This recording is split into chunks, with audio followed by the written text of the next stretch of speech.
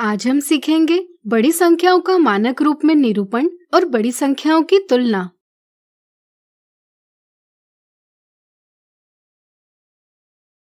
क्या आपको पता है हमारे सूर्य से आकाशगंगा यानी गैलेक्सी के केंद्र की दूरी इतने मीटर है।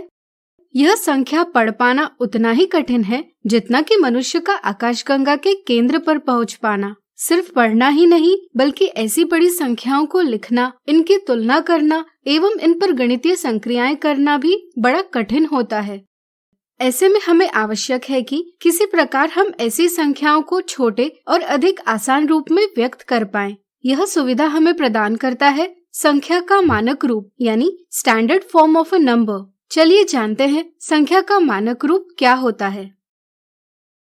हम किसी भी संख्या n को घातांक के प्रयोग से m गुणा 10 के ऊपर घात p इस रूप में व्यक्त कर सकते हैं, जहां m का मान 1.0 या इससे अधिक हो सकता है लेकिन 10.0 से कम होता है और p एक पूर्णांक है।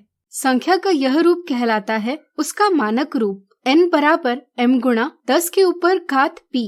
चलिए इसे विस्तार से समझें। हम बात करेंगे इस संख्या की। यह एक पूर्ण संख्या है। पहले हम इसे दशमलव संख्या यानी डेसिमल नंबर में व्यक्त करेंगे। क्या आप बता सकते हैं यह हम कैसे कर सकते हैं? सोचिए।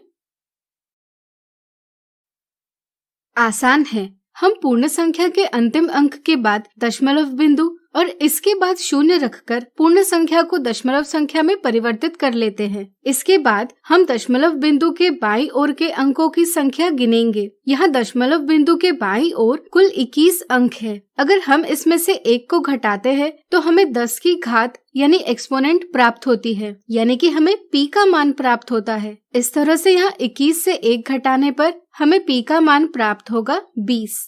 हमने एक अंक इसलिए घटाया है क्योंकि हमें दशमलव बिंदु को सबसे बाईं ओर के शून्यतर अंक के बाद दर्शाना है। इसके लिए हमें अंकों की गिनती से एक अंक को छोड़ देना होगा। इस तरह से हम दशमलव बिंदु को 3 के दाईं ओर दर्शाते हुए संख्या को इस प्रकार लिख सकते हैं। अंतिम चरण में हम दशमलव बिंदु के दाईं ओर स्थित अंतिम शून्यतर अंक के बाद सभी शून्य हटा देंगे। यहाँ दशमलव बिंदु के बाद कोई भी शून्यतर अंक नहीं है, इसलिए हम एक शून्य रखकर बाकी सभी शून्य हटा देंगे। इससे हमें m का मान प्राप्त होगा 3.0। अब हम m और p के मान से संख्या का मानक रूप यानी स्टैंडर्ड फॉर्म 3.0 गुणा 10 के ऊपर घात 20 इस प्रकार लिख सकते हैं। सूर्य से पृथ्वी की दूरी इस प्रकार है। क्या आप इस संख्या को उसके मानक रूप में व्यक्त कर पाएंगे? वीडियो रोककर प्रयास कीजिए।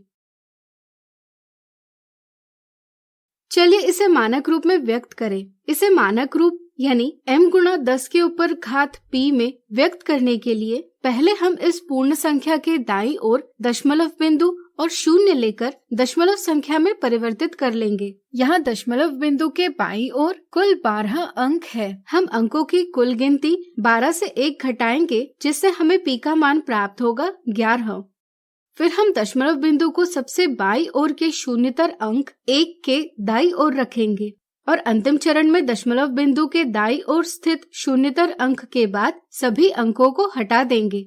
इससे हमें m का मान प्राप्त होगा 1.496।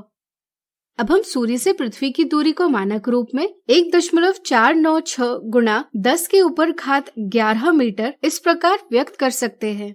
जैसा कि आप देख सकते हैं मानक रूप से हम संख्या को आसान प्रकार से लिख और पढ़ सकते हैं। इसी के साथ मानक रूप के उपयोग से हम संख्याओं की तुलना भी आसानी से कर सकते हैं। उदाहरण के तौर पर चलिए सूर्य से आकाशगंगा के केंद्र की दूरी और सूर्य से पृथ्वी की दूरी की तुलना करें। तुलना करने के लिए पहले हम देखते हैं कि क्या संख्याएं मानक रूप में हैं।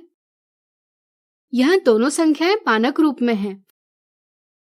फिर हम दोनों संख्याओं के 10 की घातों की तुलना करते हैं। यहाँ 10 की घात 20 है और यहाँ 10 की घात 11 है। चूँकि घात 20 घात 11 से बड़ी है इसलिए हम कह सकते हैं कि 3.0 गुणा 10 के ऊपर घात 20 मीटर 1.496 गुणा 10 के ऊपर घात 11 मीटर यानी कि सूर्य से आकाशगंगा के केंद्र की दूरी सूर्य से पृथ्वी की दूरी से बड़ी है।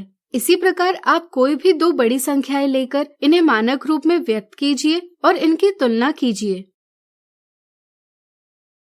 आज हमने सीखा बड़ी संख्याओं का मानक रूप में निरूपण और बड़ी संख्याओं की तुलना। अगले वीडियो में हम देखेंगे इससे संबंधित कुछ उदाहरण।